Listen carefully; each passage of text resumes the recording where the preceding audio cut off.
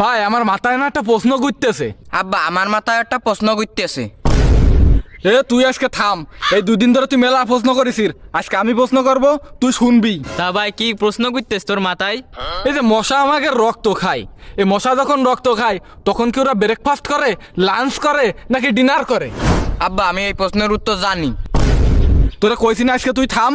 আব্বা এই প্রশ্নের কথা শুনলি তো আমার মাথায় কাজ করে না। ভাই ওটা ওকে বুফে পার্টি, আর তুই এত আবাল তাবাল প্রশ্ন করিস না, রোজা লেগে যাচ্ছে। না না সিরিয়াসলি, আচ্ছা জায়গা বাদ দে, তুই আরেকটা প্রশ্নের উত্তর দে। আমরা যদি আয়নার দিকে তাকায় চোখ বন্ধ করি তাহলে কি আমরা আমাকে নিজেকে দেখতে পারবো? আব্বা আব্বা এদের উত্তর আমি জানি।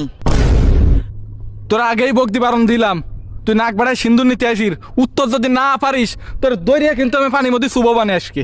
আব্বা আমি দেখতে পারি। চোখ বন্ধ করে কিরাম দেইস? আব্বা আমি মানে সে, আর সে মানে আমি। আমার চোখ বন্ধ থাকলেও তার চোখ খোলা থাকে। এ সেটা আবার কিডা? তোমার বৌমা। আব্বা তোমার এই প্রশ্ন করা দেখে আমার একটা প্রশ্ন মনে পড়ে গেল। আচ্ছা কর, কি প্রশ্ন করবি? আব্বা মাসে কি মতে? মাসে আবার কোন দিন মতে? না মুতলি সমুদ্রের পানি নুন তাই খেতে।